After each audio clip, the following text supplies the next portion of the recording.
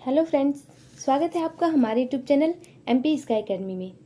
आज के इस वीडियो में हम ईडीयू बीएड 106 स्कूल मैनेजमेंट का एक बहुत ही इम्पॉर्टेंट क्वेश्चन देखेंगे जो कि अक्सर एग्जाम में आता है। क्वेश्चन है, शैक्षणिक संस्थान के प्रमुख की भूमिका, गुण और कर्तव्य पर चर्चा करें। तो इसमें जो ये क्वेश्चन है, शैक्षणिक संस्थान के प्रमुख की भूमिका और गुण कर्तव्य पर चर्चा करना है। तो शैक्षणिक संस्थान के जो प्रमुख होते हैं वो होते हैं आपके प्रधानाध्यापक। जो प्रिंसिपल होते हैं वही होते हैं शैक्षणिक संस्थान के प्रमुख। इसी के बारे में आपको टोटल लिखना है। तो सबसे पहले जो कहा गया है उसको हम देखेंगे कैसे लिखना है। सबसे पहले आप प्रस्तावना लिखेंगे। प्रस्तावना में आपको लिखना है, एक प्रधानाध्यापक किसी स्कूल का दिल और आत्मा होता है। वह मार्गदर्शक शक्ति जो उसकी शैक्षिक यात्रा को आकार देता है। विद्यालय का सुप्रशासन प्रधानाचार्य की योग्यता पर निर्भर करता है। प्रधानाचार्य अपने कुशल नेतृत्व, व्यक्तित्व, अनुभव, योग्यता तथा कार्य क्षमता के द्वारा विद्यालय को सर्वोच्च शिखर पर पहुंचा सकता है।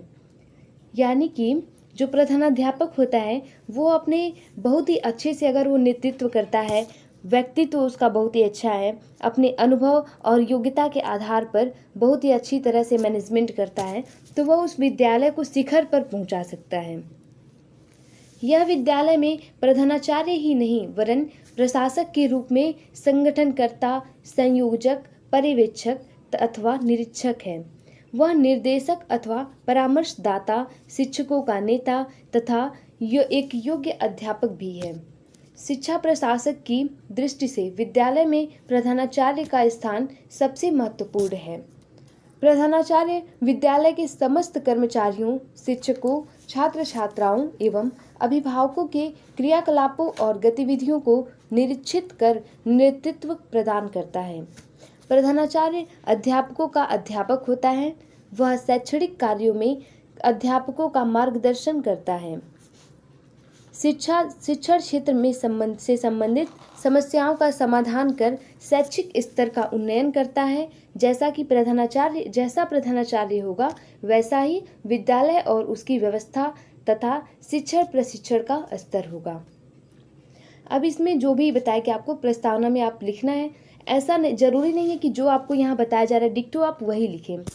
आपको जो उस समय मन में याद आएगा वो लिखिएगा, लेकिन एक बार जब आप पढ़े रहेंगे, सुने रहेंगे, समझे रहेंगे तभी आप लिख सकते हैं। तो इसको एक बार आप अच्छे से सुन लें या अच्छे से देख लें, समझ लेंगे तो अच्छा रहेगा। प्रधानाचार्य जो होता है वो अध्यापकों का अध्यापक होता है। जैसा प्रिंसिपल होगा उसी तरह से उसकी व्यवस्था और शिक्षण प्रशिक्षण का स्तर होगा। जिस तरह से वो अपने कॉलेज का या फिर स्कूल का मैनेजमेंट करेगा उसी तरह से उसका विद्यालय चलेगा। इसमें कुछ परिभाषाएं हैं वो आपको लिखना है। तो इसमें हम वही परिभाषाएं बताएंगे जो जरूरी हैं, और जरूरी क्या कहें तो जरूरी एग्ज़ाम में आपको ज़्यादा से ज़्यादा 2 परिभाषाएं लिखनी होती हैं। तो इसमें लगभग 4-5 परिभाषाएं लिखी गई हैं। जो आसान है वही आपको याद करना होगा और वही लिखना होगा। ये सेम आपको लिखना होता है, जैसा परिभाषा उन विद्वानों ने कहा है उसी टाइप से आपको लिखना होता है। तो आसान में हम एक ये है श्री पीसी रैन, ये आसान है जो आपको याद करने लायक है। इन्होंने कहा है एक घड़ी में स्थान मुख्य जो है स्प्रिंग का है। जिस तरह से एक घड़ी में मुख्य स्थान स्प्रिंग का है और मशीन में जो स्थान पहिए का है, या जो स्थान पानी के जहाज में इंजन का है वही स्थान विद्यालय में प्रधानाचार्य का है। और दूसरा है WM रायबर्न का। इन्होंने कहा है विद्यालय में प्रधानाचार्य का स्थान उतना ही महत्वपूर्ण है जितना एक जहाज में कप्तान का। तो इसमें हमने 2 बताया है, एक WM रायबर्न का ये वाला और दूसरा जो है वो बताया हमने इधर, और दूसरा ऊपर ये श्री पीसी रैन का। ये दोनों जो है ये दोनों आप अगर याद कर लेते हैं तो ये बहुत है। 2 परिभाषा एग्जाम में लिखने के लिए बहुत है, ये दोनों आप याद कर लीजिएगा। इसके बाद हम आ जाते हैं प्रधानाचार्य की भूमिका। प्रधानाचार्य की भूमिका पे हम लिखेंगे कि प्रधानाचार्य की भूमिका क्या होती है। योजना में भूमिका सबसे पहला हेडिंग है। हेडिंग आपको जरूर लिखना है, हेडिंग लिख करके लिखना है। योजना में भूमिका। एक प्रधानाचार्य का सबसे पहला और महत्वपूर्ण कर्तव्य विद्यालय के संचालन के लिए आवश्यक योजना बनाना है। योजना यानी प्लानिंग करना है कि किस तरह से विद्यालय चलेगा उसके बारे में। उन्हें शिक्षकों, अभिभावकों, छात्रों और आम जनता की मदद से कई तरह की योजनाएं बनानी होंगी। हालांकि योजना शैक्षणिक वर्ष की शुरुआत के साथ शुरू नहीं होती और शैक्षणिक वर्ष के अंत के साथ समाप्त होती हैं। यह एक सतत प्रक्रिया है। योजना बनाने में प्रधानाध्यापक की भूमिका स्कूल खुलने से पहले ही शुरू हो जाती है। वे छात्रों के लिए प्रवेश की नीतियां और निर्धारित करने के लिए जिम्मेदार हैं। यानी कि प्लानिंग बनाना, प्लानिंग से रिलेटेड जो भी आपको पता है वो आप इसमें लिखेंगे। योजना बनाने में भूमिका, किस तरह से स्कूल जो होता है उसमें एडमिशन से पहले ही किस तरह की प्लानिंग की जाती है कि कैसे प्रवेश करना है बच्चों का, किस तरह से चलाना है, ये सब योजना बनाना, ये सब प्रधानाचार्य की काम होता है। तो उसमें उनकी भूमिका होती है। एक शिक्षक के रूप में उनकी भूमिका होती है। इसमें आप लिखेंगे प्रधानाध्यापक को शिक्षकों के साथ शिक्षण कार्य साझा करने में सक्षम होना चाहिए। यानी कि जिस तरह से टीचर पढ़ा रहे हैं क्लास में, वैसे ही प्रधानाध्यापक को भी पढ़ाना चाहिए और उनका शिक्षण अनुकरणीय होना चाहिए। उन्हें इस तरह से पढ़ाना चाहिए कि सभी टीचर्स उनका अनुकरण करें कि प्रिंसिपल बहुत अच्छा पढ़ा रहे हैं, हमें भी वैसा पढ़ाना चाहिए। इससे प्रधानाध्यापक को शिक्षकों के काम के साथ साथ छात्रों के शैक्षणिक उपलब्धियों के संपर्क में रहने में मदद मिलती है। जब वे स्वयं कक्षाएं पढ़ाते हैं तो वे छात्रों और शिक्षकों की समस्याओं को भी बेहतर ढंग से समझ पाते हैं। ऐसा करने से क्या होता है कि जब प्रिंसिपल जाकर के क्लास में पढ़ाएंगे तो बच्चों से ज़्यादा इंटरेक्ट हो पाएंगे। उन्हें पता चल पाएगा कि बच्चे पढ़ने में कैसे हैं और जो भी समस्याएं हैं, चाहे टीचर की हो चाहे स्टूडेंट की हो, ये प्रिंसिपल खुद उस समस्या को महसूस कर सकेंगे और उसे दूर करने की कोशिश करेंगे। तीसरा है पर्यवेक्षण। पर्यवेक्षण में उनकी भूमिका होती है किस तरह से। किसी स्कूल में प्रधानाध्यापक केवल अपने कार्यालय में बैठकर कागजी काम नहीं करते।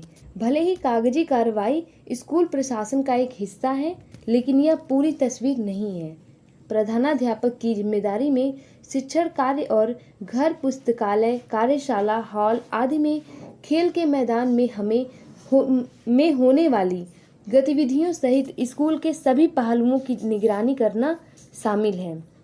यानी एक प्रधानाध्यापक ऐसा नहीं है कि केवल अपने कार्यालय में बैठ करके जो भी कागजी काम है वो करें। उन्हें बहुत सारे कार्य की जिम्मेदारी होती है। उनके ऊपर पुस्तकालय से लेकर के कार्यशाला, जो भी जितने भी उस पाठ्य सहगामी क्रिया होती हैं, उन सभी में उनकी भूमिका होती है। चौथा है मार्गदर्शन। चौथे नंबर पर है मार्गदर्शन। इसमें लिखेंगे मार्गदर्शन प्रदान करना किसी स्कूल के प्रधानाध्यापक होने का एक और महत्वपूर्ण पहलू है। वे वास्तव में दोष खोजने वाले नहीं हैं, लेकिन यदि वे त्रुटियां, अक्षमता और दोष ढूंढते हैं तो शीघ्र ही आंशिक रूप से छात्रों और शिक्षकों को सही दिखाएंगे, सही रास्ता बताते हैं। पांचवा है अच्छे संबंध बनाए रखने में भूमिका। यानी टीचर हो चाहे कर्मचारी, स्टाफ वगैरह हो, उन सभी से अच्छे संबंध बनाए रखने में प्रिंसिपल की भूमिका होती है। तो कैसे है? प्रधानाध्यापक वह व्यक्ति होता है जो स्कूल को समृद्ध देखने के सामान्य लक्ष्य की दिशा में प्रशासन और शिक्षण के विभिन्न स्तरों को एक साथ सुचारू रूप से काम कराता है। जब कर्मचारियों के साथ संबंधों की बात आती है और शिक्षक और उनके कर्मचारी का बात आती है तो प्रधानाध्यापक को टीम भावना से काम करना चाहिए और शिक्षक और उनके कर्मचारियों का सम्मान करना चाहिए। इसका मतलब ये हुआ कि कोई भी कार्य करना रहता है तो प्रिंसिपल को सबका सम्मान करते हुए सबको एक साथ मिला जुला करके, चाहे वो टीचर हो चाहे कोई कर्मचारी हो, स्टाफ, सभी स्टाफ को एक साथ मिला जुला करके सबका सम्मान करते हुए उसे किसी भी काम को कराना चाहिए। नेक्स्ट हेडिंग है प्रधानाचार्य के कर्तव्य एवं दायित्व। क्या कर्तव्य होते हैं उस प्रधानाचार्य के और दायित्व क्या होते हैं, ये इसमें लिखना है। प्रधानाचार्य विद्यालय एवं समाज दोनों की प्रगति के लिए उत्तरदायी हैं। एक प्रिंसिपल जो होते हैं वो विद्यालय और समाज दोनों की प्रगति के लिए उत्तरदायी होते हैं। उसे विद्यालय को एक सामाजिक संस्था के रूप में चलाना है, जिससे शिक्षा के माध्यम से वह विद्यालय की प्रगति के साथ समाज की भी प्रगति कर सके। यानी कि जो प्रिंसिपल होते हैं उन्हें विद्यालय और समाज दोनों की प्रगति का उत्तरदायित्व उनके ऊपर होता है। तो उन्हें शिक्षा का माध्यम, वो जिस शिक्षा के माध्यम से उन्हें विद्यालय के साथ साथ समाज की भी प्रगति करनी होती है। इसके लिए प्रधानाचार्य के गंभीर उत्तरदायित्व के आधार पर प्रशासक के रूप में उसे केवल विद्यालय को ही नेतृत्व प्रदान नहीं करना है, वरन संपूर्ण समाज को नेतृत्व प्रदान करने हेतु तत्पर रहना चाहिए, क्योंकि विद्यालय में उन भावी नागरिकों का निर्माण होता है जिस पर समाज, राष्ट्र एवं विश्व के संचालन का भार रहता है। तो जो विद्यालय में जो बच्चे आ रहे हैं, जो लोग पढ़ रहे हैं, वही आगे चल करके देश का भविष्य है। राष्ट्र जो है उनका, राष्ट्र एवं विश्व का संचालन उनके ऊपर है। तो इन सभी का भार रहता है। तो इसलिए इस तरह से उन्हें अपने प्रिंसिपल को अपने कॉलेज या स्कूल को इस तरह से रखना है कि वो विद्यालय और समाज दोनों का प्रगति कर सकें। अब इस कर्तव्य और दायित्व पर आप एक फ्लो चार्ट बना सकते हैं इस टाइप से कि प्रधानाध्यापक के कर्तव्य एवं दायित्व को बीच में लिख करके और इनके क्या क्या कर्तव्य और दायित्व हो सकते हैं उन्हें ऐसे फ्लो चार्ट से दिखा सकते हैं। फ्लो चार्ट बनाना अति महत्वपूर्ण होता है। इससे दिखता है कि बच्चे ने क्या क्या लिखा है। तो इनका जो कर्तव्य दायित्व है वो पहला है शिक्षकों से संबंधित कर्तव्य एवं दायित्व, टीचर से संबंधित प्रशासनिक कर्तव्य दायित्व होता है, समाज से संबंधित कर्तव्य दायित्व, अभिभावकों से संबंधित कर्तव्य एवं दायित्व, फिर शिक्षा विभाग और उनके अधिकारियों से संबंधित होता है कर्तव्य दायित्व, छात्रों से संबंधित कर्तव्य दायित्व होता है, विद्यालय में पाठ्य सहगामी क्रियाओं से संबंधित होता है कर्तव्य दायित्व, फिर शिक्षण व्यवस्था से संबंधित कर्तव्य एवं दायित्व। इस तरह से टीचर, स्टूडेंट, पेरेंट्स और ये समाज, इन सभी से जो भी होता है, इन सभी से रिलेटेड होता है। अब इन सब के बारे में भी लिखना होगा। शिक्षा विभाग और उनके अधिकारियों से संबंधित जो कर्तव्य एवं दायित्व होता है उसके बारे में लिखेंगे। शिक्षा विभाग की नीतियों के आधार पर शासन द्वारा प्राप्त सहायता, अनुदान, छात्रवृत्तियों तथा शुल्क संबंधी नियमों को अमल में लाना। शिक्षा विभाग को समय समय पर विद्यालय के मान्यता संबंधी नियमों तथा उनकी प्रगति से अवगत कराते रहना। विद्यालय भवन, विद्यालय उपकरणों एवं साज सज्जा, छात्रावासों, विद्यालयी अभिलेखों इत्यादि की सूचना समय समय पर शिक्षा विभाग को देते रहना। ये प्रिंसिपल की जिम्मेदारी होती है कि वो जो भी स्कूल में हो रहा है, जो भी सजावट हो रहा है, चाहे हॉस्टल की जो भी व्यवस्था की जा रही है, विद्यालय में जितने भी रजिस्टर वगैरह मेंटेन किए जा रहे हैं, इन सब के बारे में जो भी जानकारी है वो शिक्षा विभाग को देते रहना है। टाइम टाइम पर इसकी इन्फॉर्मेशन देते रहना है शिक्षा विभाग को। समाज से संबंधित कैसे हैं? समाज से संबंधित जो भी प्रिंसिपल के कर्तव्य या दायित्व हैं उनके बारे में देखते हैं। विद्यालय के कार्यक्रम इस प्रकार आयोजित किए जाएं कि उससे सामाजिक आवश्यकताओं की पूर्ति हो सके। विद्यालय की विकास समिति में समाज के प्रमुख सदस्यों को स्थान दिया जाए। समाज और विद्यालय का संबंध इस प्रकार का हो कि समाज के रचनात्मक दृष्टिकोण का प्रभाव विद्यालय पर पड़ सके। तीसरा है अभिभावकों से संबंधित, पेरेंट्स से संबंधित जो भी प्रिंसिपल के कर्तव्य दायित्व हैं उनके बारे में हम देखेंगे। प्रधानाचार्य को अभिभावकों से सहयोग एवं संपर्क के लिए विद्यालय की विभिन्न अवसरों या समारोहों में उन्हें आमंत्रित करना चाहिए। अगर एक प्रिंसिपल को पेरेंट्स से अगर संपर्क रखना है तो किसी भी कार्यक्रम हुआ, समारोह हुआ, तो उसमें पेरेंट्स को इनवाइट करना चाहिए। प्रधानाचार्य विद्यालय में पारिवारिक जीवन के गुणों का समावेश करें जिससे छात्रों को विद्यालय में पारिवारिक वातावरण मिल सके। विद्यालय के कार्यक्रमों का संबंध सामाजिक, आर्थिक, राजनैतिक तथा सांस्कृतिक जीवन से अवश्य होना चाहिए। चौथा है छात्रों से संबंधित। छात्रों से संबंधित कौन से कर्तव्य दायित्व हैं? विद्यालय में प्रत्येक मानसिक योग्यता वाले, प्रतिभावान, पिछड़े, अपराधी, कुसमायोजित तथा समस्यात्मक बालकों को ध्यान में रखकर पठन पाठन को उचित व्यवस्था करनी चाहिए। छात्रों में विद्यालय के नियमों, नीतियों एवं आदर्शों के प्रति आस्था एवं विश्वास को दृढ़ करना चाहिए, जिससे उनमें कर्तव्य परायणता की भावना का दृष्टिकोण विकसित हो सके। इसका मतलब ये हुआ कि स्टूडेंट्स के प्रति जो भी प्रिंसिपल का कर्तव्य है, दायित्व कहें, तो जो कर्तव्य है उनका ये है कि जितने भी बालक हैं वो कोई बहुत तेज होता है, कोई बहुत कमज़ोर होता है, को किसी में कोई समस्या होती है, किसी कोई पिछड़ा होता है, तो उन सभी को एक साथ लेकर के चलना, इस तरह से पढ़ाना कि वो उनमें आदर्श गुण आए, इन सभी को ध्यान में रख करके उन्हें शिक्षा देना, ये होता है प्रिंसिपल का कर्तव्य। पांचवा है विद्यालय में पाठ्य सहगामी क्रियाओं से संबंधित कर्तव्य और उत्तरदायित्व क्या है। विद्यालय में स्काउटिंग, गाइडिंग, एनसीसी, एसीसी आदि के प्रशिक्षण की व्यवस्था करना, छात्रों को उनकी अभियोग्यता, क्षमता, रुचि एवं आदतों के आधार पर विभिन्न समितियों में विभाजित करना तथा विद्यालय में समय समय पर खेलकूद, वाद विवाद, निबंध प्रतियोगिता, भाषणमाला, अंत्याक्षरी, साहित्यिक गोष्ठियाँ, कवि सम्मेलन व अभिनय आदि का आयोजन करवाना।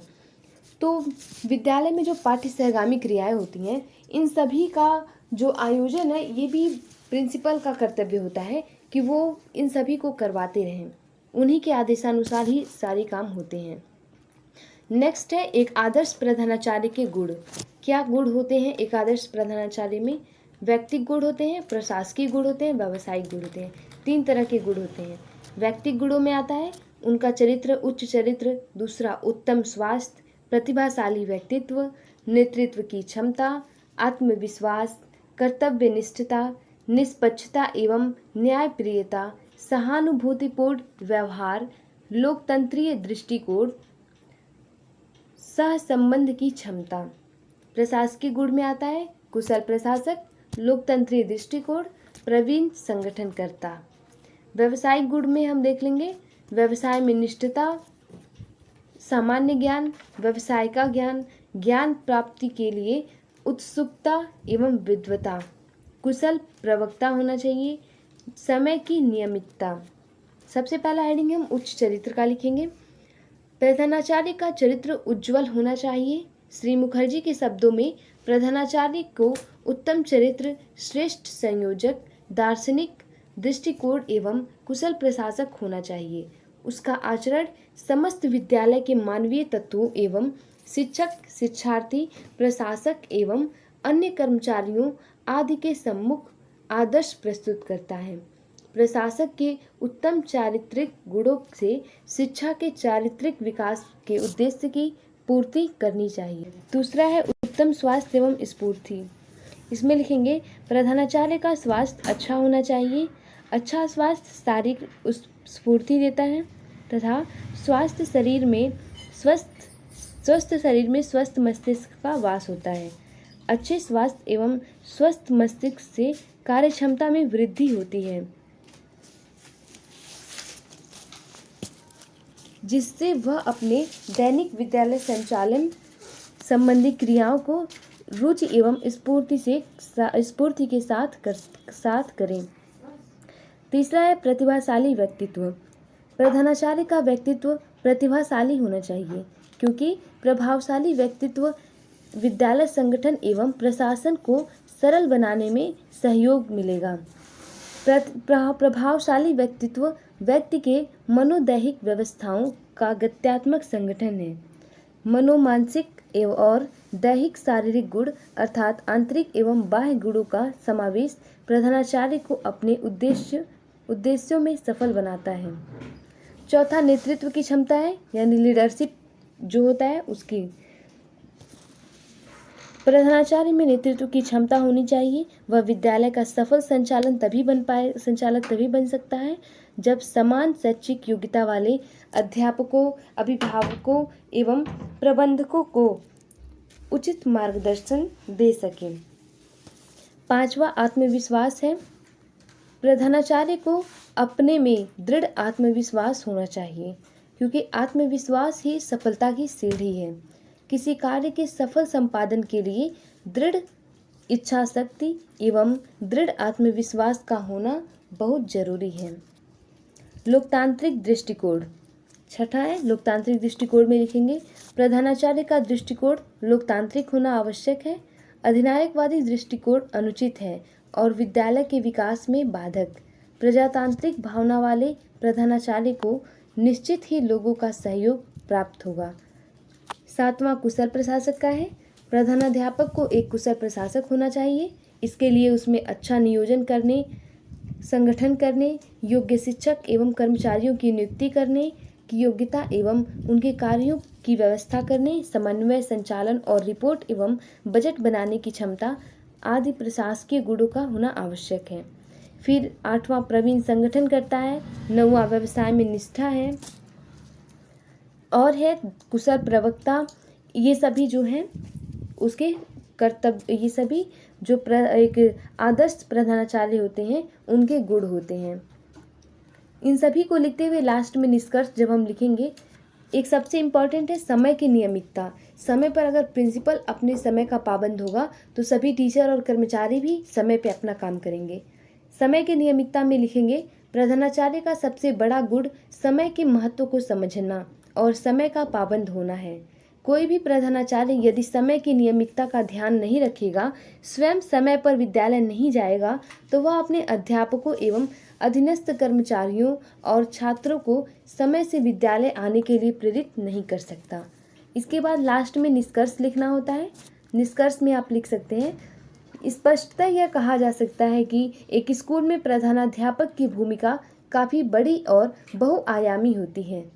स्कूल के हर छोटे पहलू को उनके द्वारा नियंत्रित किया जाता है और यह सुनिश्चित किया जाता है कि स्कूल में किसी को कोई समस्या ना हो, और यदि ऐसा है तो वे इसे जल्द से जल्द हल करने के लिए जिम्मेदार हैं।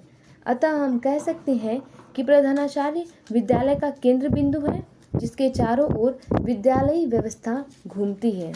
इस प्रकार जैसा प्रधानाचार्य होगा वैसा ही विद्यालय और उसकी व्यवस्था तथा शिक्षक प्रशिक्षण का स्तर होगा।